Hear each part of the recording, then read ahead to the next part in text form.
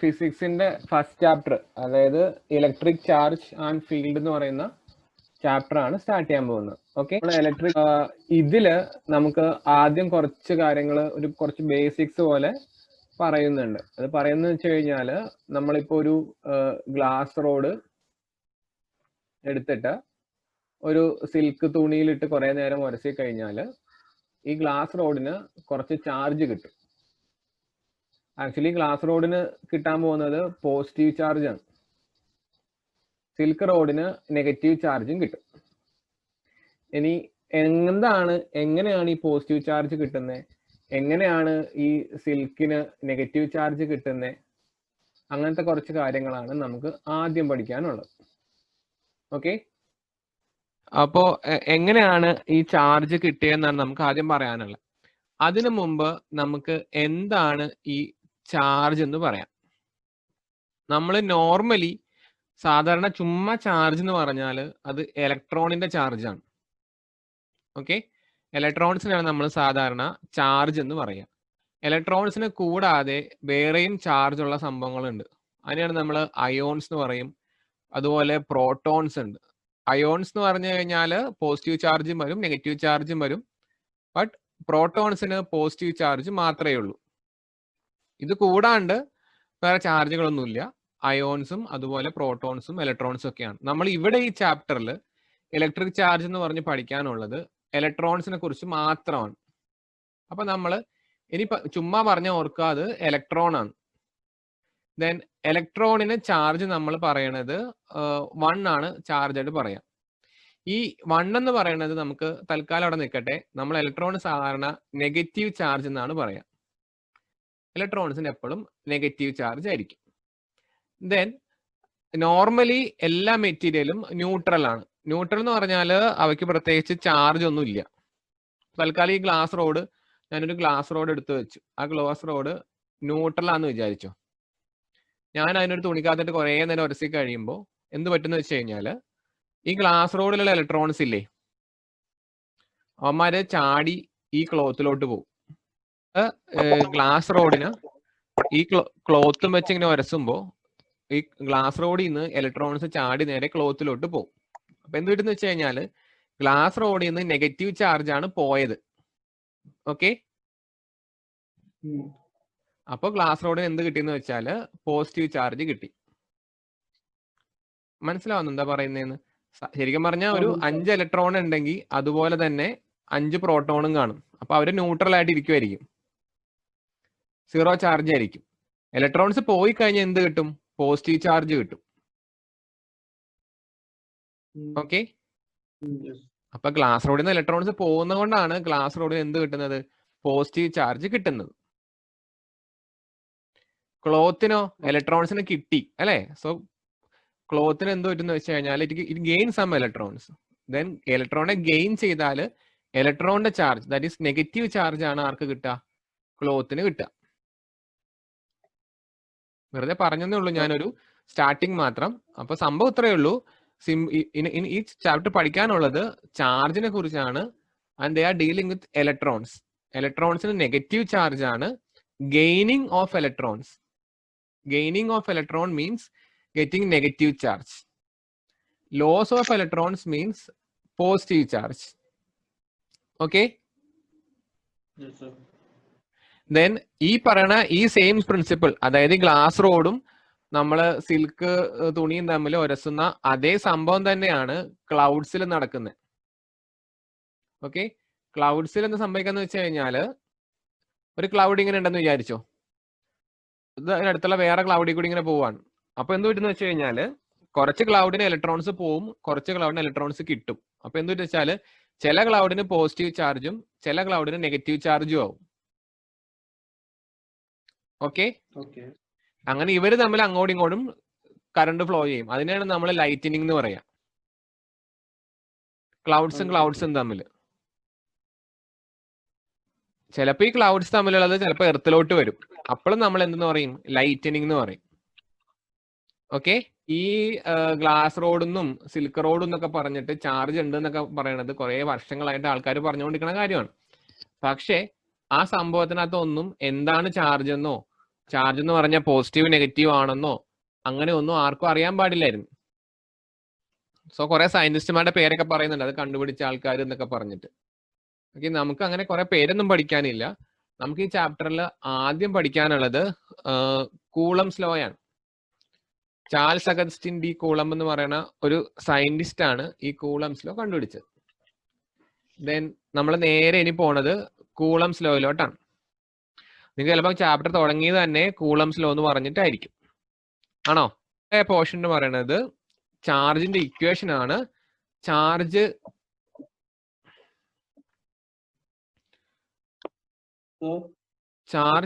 Q is equal to N into E. ഇതില് Q എന്ന് പറയണതാണ് നമ്മൾ പറയണ ചാർജ്. N എന്ന് പറഞ്ഞാൽ നമ്പർ, എത്ര ഇലക്ട്രോൺസ് ഉണ്ടായിരുന്നു എന്നൊക്കെ പറഞ്ഞിട്ട്. ദെൻ E എന്ന് പറയണതാണ് എന്ത്? Charge of an electron. അത് എത്രയാണെന്ന് അറിയാമോ? 1.6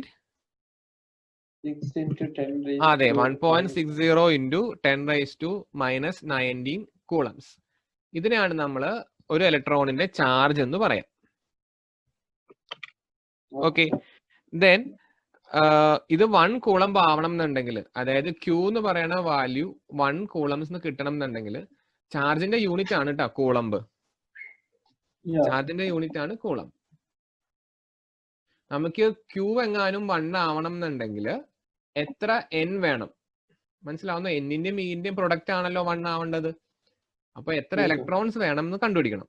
അങ്ങനെ ഒരു കുളമ്പ് ചാർജ് കിട്ടാൻ എത്ര ഇലക്ട്രോൺ വേണം? അത്രയും ഇലക്ട്രോണിനെ പറയണ എണ്ണം എന്ന് പറയുന്നത് എത്രയാണെന്ന് അറിയാമോ? 1 coulomb chargeനുള്ള number of electrons. എത്ര ഇലക്ട്രോൺസ് ഉണ്ടെങ്കിൽ നമുക്ക് ഒരു കൂളം ചാർജ് കിട്ടും? അതെന്ന് പറയണത് 6 into 10⁻18 ഇലക്ട്രോൺസ് ആണ്. ഇത് സാധാരണ നമുക്ക് എൻട്രൻസിന് എക്സാമിനൊക്കെ ചുമ്മാ അല്ലെങ്കിൽ ഒബ്ജക്റ്റീവ് ക്വസ്റ്റ്യൻ ഒക്കെ പോലെ വരുമ്പോൾ പല സ്ഥലത്ത് ഉപയോഗിക്കാൻ വരാറുണ്ട്. ഒരു കൂളംസിൽ എത്ര ഇലക്ട്രോൺസ് ഉണ്ട്? How many electrons are there in 1 coulomb? എത്ര ഇലക്ട്രോൺസ് ആണ്? 6 into 10⁻18 ഇലക്ട്രോൺസ് ആണ് ഒരു കൂളംബ് എന്ന് പറഞ്ഞാൽ.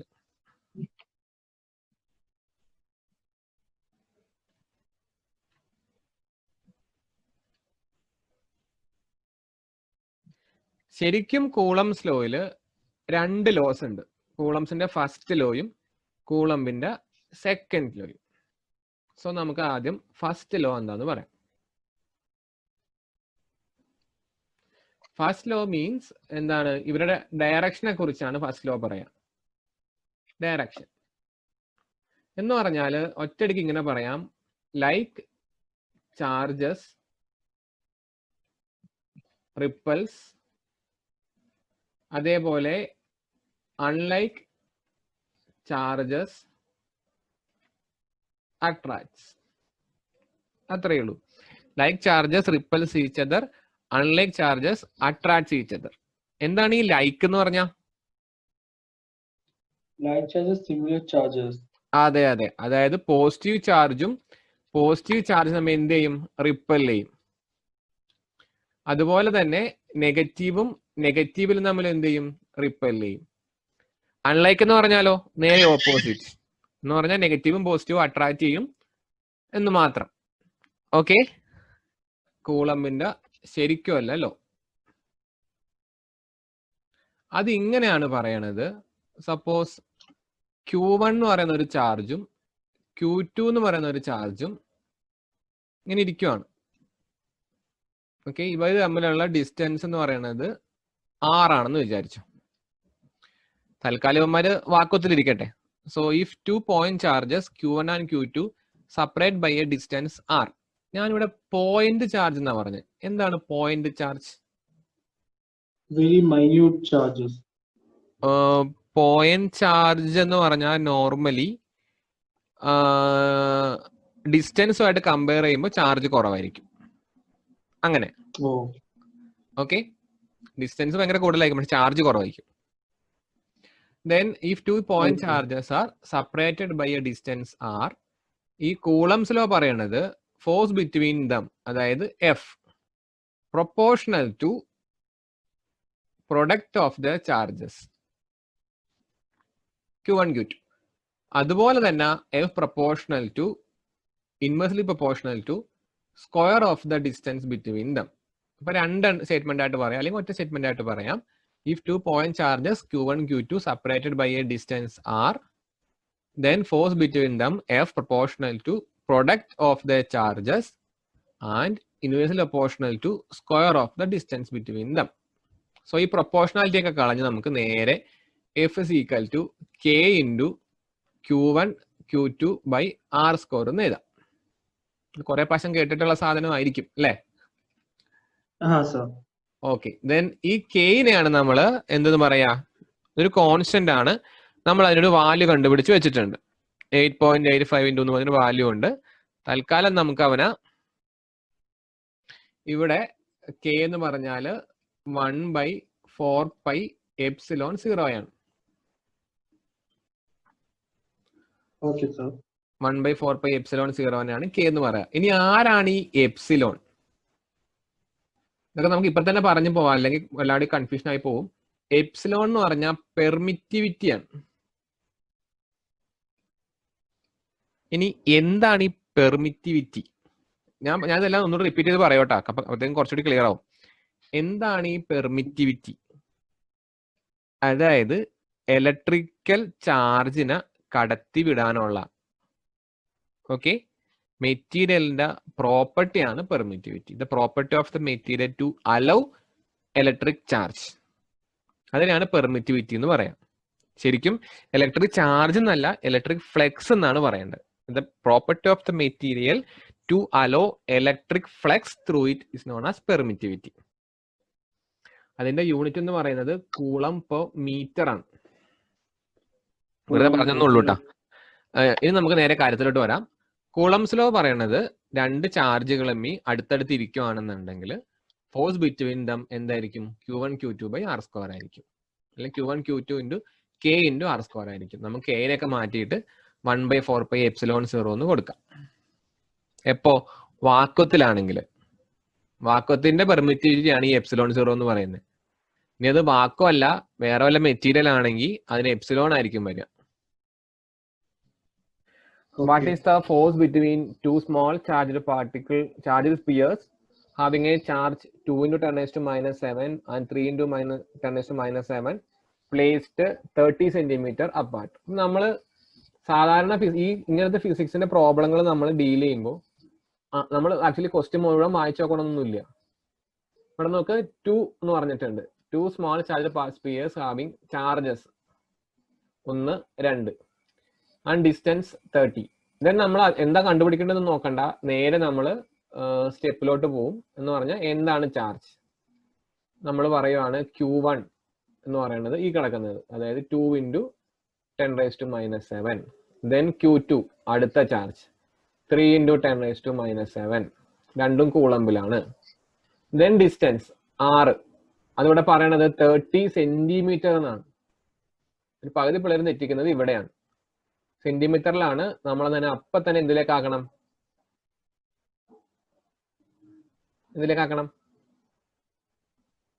മീറ്റർ, അതായത് 0.3 മീറ്റർ എന്ന് വരും. ഇനി ക്വസ്റ്റ്യൻ വായിച്ചു നോക്കാം. What is the force between, അതായത് ഫോഴ്സ് ആണ് എന്ത് ചെയ്യേണ്ടത്? നമുക്ക് കണ്ടുപിടിക്കേണ്ടത്. What is the force between two charged spheres having a charge ഇത്ര. സോ എഫ് കണ്ടുപിടിക്കണം. കൂളംസ് ലോ ആണ്. എഫിന്റെ ഇക്വേഷൻ നമുക്കറിയാലോ. എന്താണ്? F is equal to Q1 Q2 by 4πε0 R square. Then substitute ചെയ്യുക, വെറുതെ സബ്സ്റ്റിറ്റ്യൂട്ട് ചെയ്യുക. Q1 പകരം 2 into 10⁻⁷, Q2 പകരം 3 into 10⁻⁷, ഡിവൈഡഡ് ബൈ 4π.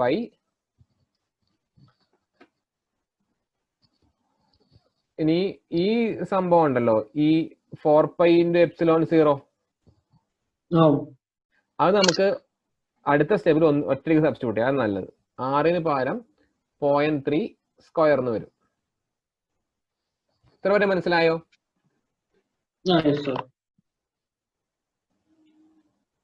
ഇനി നമ്മൾ എന്താ ചെയ്യാന്ന് പറഞ്ഞാല്, ഈ 4πε0 എന്ന് പറഞ്ഞ 1/4πε0 എന്ന് പറഞ്ഞ 9 into 10⁻⁹ ആണ്. അത് നമുക്ക് സബ്സ്റ്റിറ്റ്യൂട്ട് ചെയ്യാം. അപ്പോൾ ഇവിടെ എന്ത് വരും? 9 into 10 raised to 9 into ബാക്കിയുള്ള സംഭവങ്ങളൊക്കെ 2 into 10 raised to minus 7, 3 into 10 raised to minus 7, all divided by ഈ 0.3ന്റെ സ്ക്വയർ, 0.3 into 0.3. ഇത് സിംപ്ലിഫൈ ചെയ്യാൻ അറിയാമോ? Yes, sir. നിങ്ങൾക്ക് കാൽക്കുലേറ്റർ യൂസ് ചെയ്യാൻ പാടുണ്ടോ? Calculator use ചെയ്യാൻ പാടില്ല. അപ്പൊ നോക്ക്, ഞാൻ ചുമ്മാ പറയാം, എനിക്ക് അറിയാന്ന്, എന്നാലും വെറുതെ. ഇവിടെയും 0.3 ആണ്, ഇവിടെയും 0.3 ആണല്ലോ. അപ്പൊ ഞാൻ ഒരു പോയിന്റ് കളഞ്ഞ് എന്നിട്ട് മേലൊരു 10 എഴുതി. ഇതിന് അഗെയിൻ ഈ പോയിന്റ് ഞാൻ കളഞ്ഞു, ഞാൻ ഒരു 10 കൂടി എഴുതി, അല്ലെങ്കിൽ 10 സ്ക്വയർ എന്ന് എഴുതി. Okay, Yes, sir. ദെൻ എന്ത് ചെയ്തു? ഈ ഒരു 3യും ഈ ഒരു 3യും വെട്ടിപ്പോയി, ഈ ഒരു 3യും ഈ 9 ഒരു 3യുമായിട്ട് വെട്ടിപ്പോയി, ഈ ഒരു 3യും ഈ ഒരു 3യും, ദെൻ ഈ ഒരു 3യും 9 3 വെച്ച്, ദെൻ 3. ഇനി പോയിട്ട് ബാക്കിയുള്ളത് 3യും ഒരു 2 ആണ്. 3 into 2 എന്ന് പറഞ്ഞാൽ 6 ആണ്.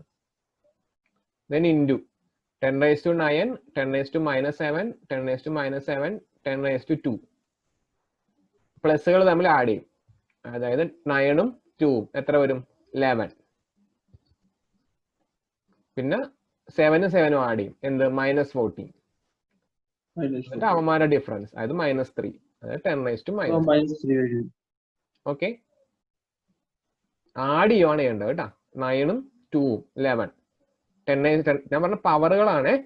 10ന്റെ പവറിലെ 9 10 raised to 2 തമ്മിൽ ആഡ് ചെയ്യും. അതുപോലെ 7 7 -14, പിന്നെ ഡിഫറൻസ് -3 കിട്ടും. ഇത്രയും എന്തായിരിക്കും? ന്യൂട്ടൺ ആയിരിക്കും. ആൻസർ എഴുതി അപ്പൊ തന്നെ യൂണിറ്റും കൂടി എഴുതി പഠിക്കാം കേട്ടോ. അത്രയേ ഉള്ളൂ, simple. the electrostatic force on a small sphere of charge 0.4 microcoulomb due to another small charge of sphere minus 0.8 microcoulomb in an air is 0.2 Newton. അപ്പോൾ അത്രയും വരെ വായിച്ചിട്ട് എന്തൊക്കെയാണ് തന്നേക്കുന്നതെന്ന് എഴുതാം. മൈക്രോ കൂളംസിനെ 4 കൂളംസ് ആക്കാൻ പറ്റൂലേ? നോക്കാം, ഇവിടെ നിൽക്കും, നമുക്ക് പറയാം. അങ്ങനെ ആക്കാതിരിക്കുന്നതായിരിക്കും നമുക്ക് നല്ലത്. നോക്കിക്കോ. സോ ഇവിടെ പറയണത് Q1 എന്ന് പറയണത് 0.4 മൈക്രോ കൂളം എന്ന് പറഞ്ഞാൽ 0.4 into 10 raised to എത്ര? 10 raised to -2. Yes, -6 coulomb. 10 raised to -6 coulomb. Then Q2 എന്ന് പറയണത് -0.8 into 10 raised to -6 coulomb. Then അത് എത്രയാണ് ഫോഴ്സ്? ഫോഴ്സ് എന്ന് പറയുന്നത് 0.2 ന്യൂട്ടൺ ആണ്. അത്രയുമാണ് തന്നേക്കുന്നത്. Then what is the distance between two spheres? നമുക്ക് ഡിസ്റ്റൻസ് ആണ് കണ്ടുപിടിക്കേണ്ടത്. അപ്പോൾ ഡിസ്റ്റൻസ് നമുക്ക് അത് ഇക്വേഷനിലേക്ക് പോവാം. F is equal to 9 into 10 raised to 9, then Q1 10 raised to -6 വന്നത് 0.8 into 0.8 മൈക്രോ കൂളംബ് എന്നല്ലേ ക്വസ്റ്റ്യനില്? അതെ, മൈക്രോ എന്ന് പറഞ്ഞാൽ 10 raised to -6 ആണ്. Okay, so 1 microcoulomb 10 raised to -6. Okay. 1 micro എന്ന് പറഞ്ഞാൽ 10 raised to -6. 1 മില്ലി എന്ന് പറഞ്ഞാൽ 10 raised to -3. Okay. അത് രണ്ടും ഇവിടെ എഫ് തന്നിട്ടുണ്ട്, 6 ആണ് കണ്ടുപിടിക്കുന്നത്. Okay, so R² is equal to 9 into 10 raised to 9, then Q1 Q2 by F എന്ന് വരും. അങ്ങനെയാണ് ചെയ്യുന്നത്. ഓക്കെ, നമ്മളിപ്പോ എഫ് പകരം F 6 ആയിട്ട് ഇട്ട് കൊടുക്കുക ചെയ്ത് ആദ്യം. മനസ്സിലായോ? മനസ്സിലായി. Then ഇനി സബ്സ്റ്റിറ്റ്യൂട്ട് ചെയ്യാം. സബ്സ്റ്റിറ്റ്യൂട്ട് ചെയ്യുമ്പോൾ 9 into 10 raised to 9, Q1 പകരം 0.4, Q2 പകരം 0.8, then 10 raised to -6 into 10 raised to -6, all divided by F പകരം 0.2. സോ 0.2 പോയിന്റും 0.4 പോയിന്റും കൂടി പോയി. 2 ഒരു പ്രാവശ്യം, 2 2 പ്രാവശ്യം. Okay. ദെൻ ഈ 0.8 അല്ലേ, 0.8ന്റെ പോയിന്റ് കളയണം. ഞാൻ 0.8ന്റെ പോയിന്റ് കളഞ്ഞ് അപ്പൊ ഇതെന്തായി 8 ആയി. 10⁻9 10⁸8 ആയി. മനസ്സിലായോ? Yes, sir. Then 8 into 2 16. Then 16 into 9 അത് 144. അത് ചെയ്യാറിയോ 16 into 9 പെട്ടെന്ന് ചെയ്യാൻ? അത് കാൽക്കുലേറ്റ് ചെയ്ത് നോക്കണം. വേണ്ട, 16നെ 10 പ്രാവശ്യം ആക്കുക, എത്ര കിട്ടും? 160. അങ്ങനെ അതിന്ന് ഒരെണ്ണം കുറക്ക 144. 144. അപ്പൊ എന്ത് കിട്ടി? 144. then into 10⁻² എന്താന്നുള്ളതാണ്. ഇവിടെ 8, പിന്നെ 2 6, 6 6 12 -12, ഇവിടെ +8. എന്ത് കിട്ടും? -4. അത് R² ആണ്. അപ്പൊ ഇത് 12 into 10⁻². അപ്പൊ 6 എന്ന് പറയണത് എങ്ങനെ കിട്ടും? R² ആണ് 144. 6 കണ്ടുപിടിക്കണം, റൂട്ട് എടുക്കണം അല്ലേ? റൂട്ട് എടുക്കണം. 144 എന്ന് പറഞ്ഞാൽ 12ന്റെ റൂട്ടാണ്. 10⁻⁻4 എന്ന് പറയുന്നത് 10⁻². ആവും. റൂട്ട് എടുക്കണം. ക്വസ്റ്റ്യനിൽ 8 നെഗറ്റീവിലാണ് തന്നിരിക്കുന്നത്. അത് നമ്മൾ നോക്കണ്ട. അതപ്പോ ഇവിടെ അപ്ലൈ ചെയ്യുന്നുണ്ടോ?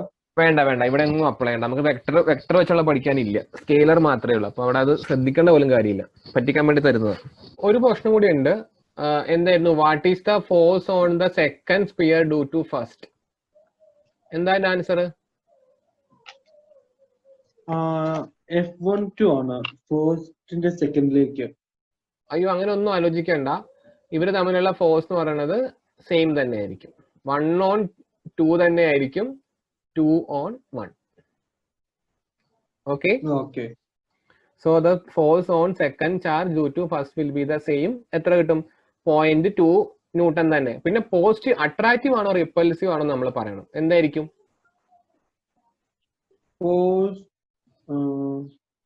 ഒന്ന് പ്ലസ് ചാർജ് ആണ്, ഒന്ന് മൈനസ് ചാർജ് ആണ്. സോ എന്തായിരിക്കും? Attractive. So the same force 0.2 newton but it is എന്തായിരിക്കും? അട്രാക്റ്റീവ് എന്ന് എഴുതണം. അത്രേ ഉള്ളൂ കേട്ടോ. ഒന്നുമില്ല. Since the charges are opposite, അല്ലെങ്കിൽ since charges are unlike charges, the force between them is force due to 1 on the second is 0.2 Newton and it is in the attractive. 1.6 question. 4 charges QA, QB, QC, QD are located at corners of a square ABCD of side 10 cm. What is the force on charge 1 coulomb placed at center of the square? അപ്പൊ നമ്മള് എന്താ ചെയ്യാന്ന് വെച്ച് കഴിഞ്ഞാൽ ആദ്യം ഒരു square വരയ്ക്കും.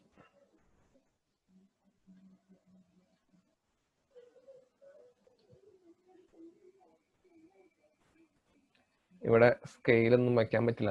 So നമ്മൾ ഈ ചാർജിനെ, ഇതെന്ന് പറയണത് QA ആണ്, ഇതെന്ന് പറയണത് QB ആണ്, ഇതെന്ന് പറയുന്നത് QC ആണ്, ഇതെന്ന് പറയുന്നത് QD ആണ്. ഇത് വാല്യൂസ് എഴുതിയേക്കാം അല്ലെ? ഇത് 2, ഇത് -5, ഇത് 2, ഇത് -5. നടുക്ക് നമ്മളൊരു ചാർജ് വെച്ചിട്ടുണ്ട്, അതെന്ന് പറയുന്നത് 1 ആണ്. ഓക്കെ. ദെൻ ഇനി നമുക്ക് പറയേണ്ടത്, നമുക്ക് കണ്ടുപിടിക്കേണ്ടത് what is the force on A charge 1 coulomb placed at the centre of the square. ഇവിടെ വെച്ചേക്കണ ഈ ചാർജിനകത്ത്, ഈ 1 coulomb മൈക്രോ കൂളംബിലുള്ള ഈ ചാർജിന് എത്ര ഫോഴ്സ് ഉണ്ടാവുന്നതാണ്. നമുക്ക് നമ്മളിത് ചെയ്യാൻ പോണത് രണ്ടും തരത്തിൽ ചെയ്യാം. ഏറ്റവും എളുപ്പം എന്താണെന്ന് അറിയാമോ? ഇങ്ങനൊരു വര വരയ്ക്കാം. എന്നിട്ട് അതിന്റെ വാല്യൂ, ഈ ഒരു സൈഡ് 10 ആണ്, അപ്പൊ അതിന്റെ ഡയഗണൽ എന്തായിരിക്കും? 5 cm. അതിന്റെ ഡയഗണൽ സ്ക്വയറിന്റെ സൈഡ് അറിയാമെങ്കിൽ ഡയഗണൽ എങ്ങനെ പിടിക്കും? മറ്റേ പൈത്തഗോറസ് റൂൾ. ഒന്നും വേണ്ട, √2 ടൈംസ് ആയിരിക്കും. അതായത് D is equal to A √2 എന്നാണ് ഇക്വേഷൻ. D is equal to A root 2. D എന്ന് പറഞ്ഞാൽ ഡയഗണൽ, എ എന്ന് പറഞ്ഞാൽ സൈഡ്.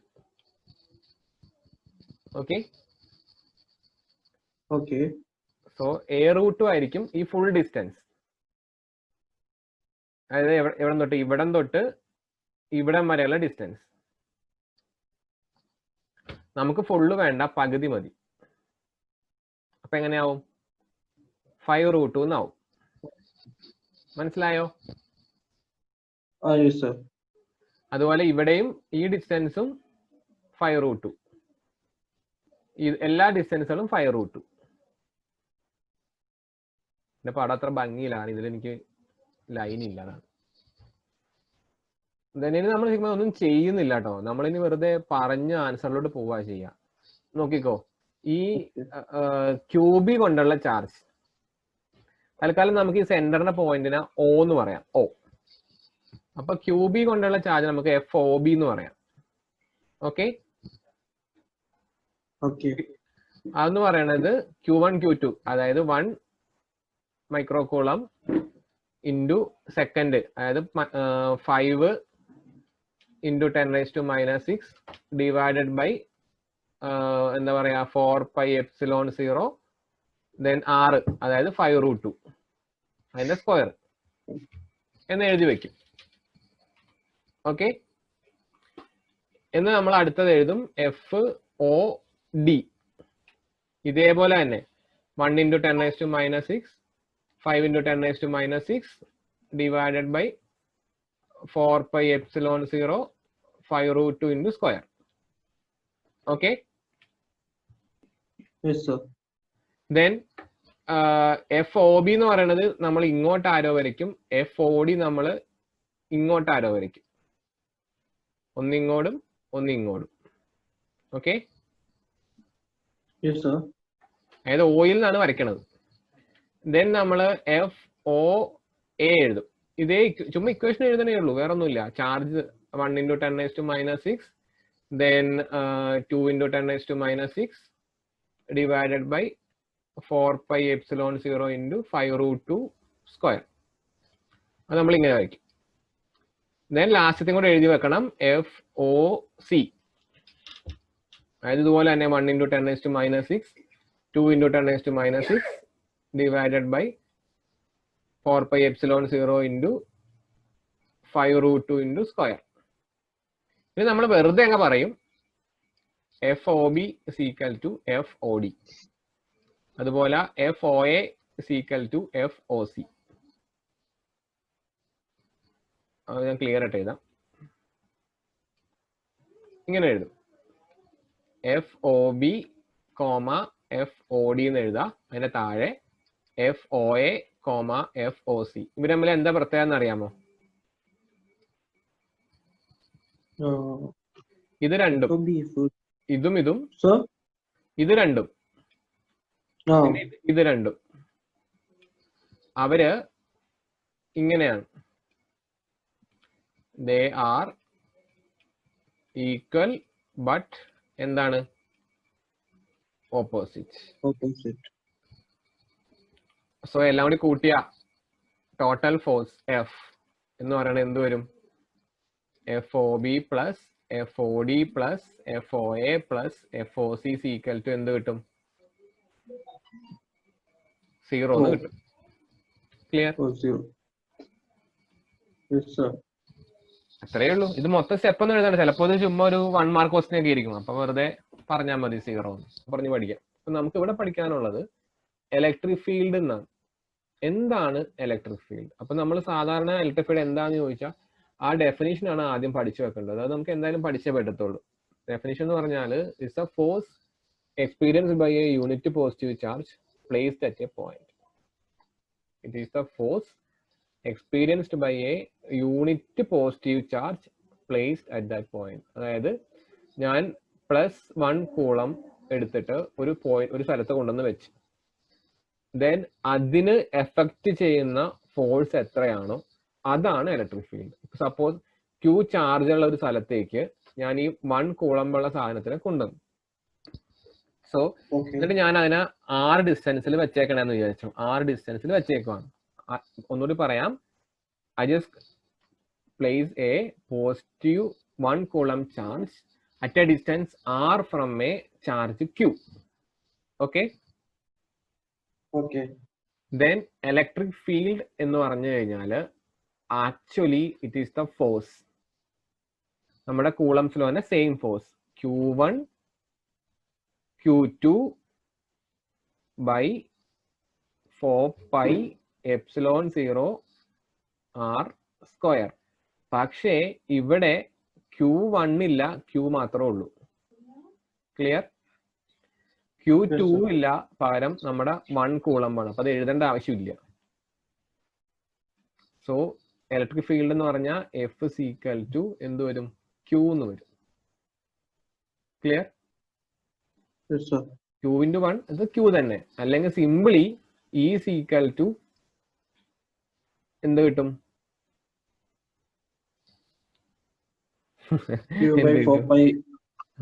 ശരിക്കും F/Q ആണ് ശരിക്കും. E is equal to F/Q എന്നാണ്. അവിടെ നിൽക്കട്ടെ. അപ്പൊ സംഭവം ഇത്രേ ഉള്ളൂ. It is the force experienced by a unit positive charge placed at a point. അത്രേ ഉള്ളൂ. ദെൻ ഇനി നമ്മൾ പറയണത് നമ്മൾ എങ്ങനെയാണ് ഇതിനെ റെപ്രസെന്റ് ചെയ്യുക. നമ്മൾ ഇങ്ങനെ പറയാറുണ്ട്, F is equal to QE. F is equal to Q times of E. എന്ന് ഓർത്ത് വെക്കണം, നല്ലതായിരിക്കും.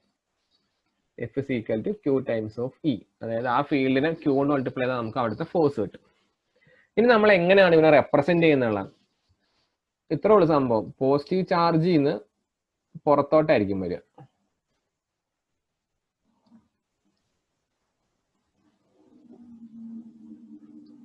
നെഗറ്റീവ് ചാർജിന് അകത്തോട്ടായിരിക്കും വരിക. എന്താണ് ഈ പുറത്തോട്ട് അകത്തോട്ടൊക്കെ വരച്ചു വെച്ചേക്കണ? അതിനെ നമ്മൾ പറഞ്ഞ പേരാണ് electric field lines. Electric field lines കേട്ടാ. So electric field is represented by imaginary lines. എന്താണ് പറഞ്ഞ പേരാണ് ഇലക്ട്രിക് ഫീൽഡ് ലൈൻസ്. അതെങ്ങനെയായിരിക്കും? Starting from positive charge ending to negative charge. എപ്പോഴും മറന്നു വരുന്നത്, starting from positive charge ending with negative charge. പിന്നെ ഇവർ തമ്മിൽ ഒരിക്കലും കൂട്ടിമുട്ടൂല. രണ്ട് ലൈനുകൾ തമ്മിൽ ഒരിക്കലും ക്രോസ് ചെയ്യൂല. കാരണം ഓൾജിബ്രിക് സമ്മാണ് അവിടെ വരിക. അപ്പൊ അവർ ഒരിക്കലും ക്രോസ് ചെയ്യൂല. ഒന്നല്ല അകന്ന് പോവും, അല്ലെങ്കിൽ അടുത്തടുത്ത് വരും. ഒരിക്കലും അവർ തമ്മിൽ ക്രോസ് ചെയ്യൂല. ഇതാണ് properties of electric field lines. Text ഉണ്ടോ കയ്യില്? ടെക്സ്റ്റ് ബുക്ക് ഉണ്ടോ? ഇല്ല. കയ്യിലുണ്ട്. Okay, then page number. അയ്യോ, പേജ് നമ്പർ ഇല്ലേ? 25 എനിക്ക് തോന്നുന്നു. എന്തോ 25 ഇലക്ട്രിക് ഫ്ലക്സ്. അതിന് തൊട്ട് മേലെ കണ്ട, field lines follow some important general properties. അതൊരു ഭയങ്കര ഇമ്പോർട്ടന്റ് ക്വസ്റ്റ്യൻ ആണ്. Explain properties of electric field lines. 4 എണ്ണമാണുള്ളത്. എന്നുവെച്ചാൽ they are starting from positive ending with negative. അതാണ് first point. Second point, charge free റീജിയനിൽ അവർ കണ്ടിന്യൂസ് ആയിരിക്കും, വിത്തൗട്ട് എനി ബ്രേക്ക്. സ്ട്രേറ്റ് ആയിട്ട് പോയിക്കൊണ്ടിരിക്കും. Charge free region electric field lines can be taken to be continuous without any break. മുറിയൊന്നുമില്ല. Then third point, two lines never cross each other. രണ്ട് line തമ്മിൽ ഒരിക്കലും എന്ത് ചെയ്യില്ല? ക്രോസ് ചെയ്യില്ല. ഓക്കെ, ഇനി ക്രോസ് ചെയ്യേണ്ട വന്നാൽ അവർ തമ്മിൽ എന്തെന്ന് വെച്ചാൽ ഒന്നിച്ച് ചേർന്ന് ഒറ്റ ലൈനായിട്ട് പോകും. രണ്ട് പുഴയുണ്ടെന്ന് വിചാരിച്ചോ, അവർ തമ്മിൽ ഒന്നിച്ച് ഒഴുകുന്ന പോലെയാണ് ഇലക്ട്രിക് ഫീൽഡ് ലൈൻസ് പോവുക. അല്ലാണ്ട് ഒരു പുഴയിലെ വെള്ളം അങ്ങോട്ട് ആ വഴിക്ക് മാത്രം പോവും, ഈ പുഴയിലെ വെള്ളം ഈ വഴിക്ക് മാത്രം പോവും. അങ്ങനെ ഒരിക്കലും സംഭവിക്കില്ല. സംഭവിക്കോ? ഇല്ല. ഒരു പുഴ രണ്ട് പുഴകളും കൂടി ചേരുവാന്ന് വിചാരിച്ചോ, ഒരു ക്രോസ് ജംഗ്ഷനിൽ ക്രോസ് ചെയ്യുക. അപ്പൊ ഈ പുഴ അങ്ങോട്ട് പോവും, ഈ പുഴ ഇങ്ങോട്ടും, അങ്ങനെ പറയാൻ പറ്റുമോ? ഇല്ലല്ലോ നമുക്ക്. ഇല്ല. അതുപോലെ വരും. പക്ഷെ ഇവിടെ ഇതുപോലും പറയാൻ പറ്റില്ല. രണ്ടായിട്ട് ഒഴുകൂല, ഒന്നായിട്ടേ ഒഴുകുള്ളൂ. അതാണ് തേർഡ് പോയിന്റ്. നാലാമത്തെ അതുപോലെ last point, electric field lines do not form any closed loop. എന്ന് പറഞ്ഞാൽ Electric field Are lines you do not form any എന്തോ closed loops, like curves are continuous? അതെ Are you ഇതേപോലെ meeting? വട്ടത്തിൽ ഇരിക്കില്ല. Okay Okay. അങ്ങനെ 4 point ആണ് പഠിക്കാനുള്ളത്.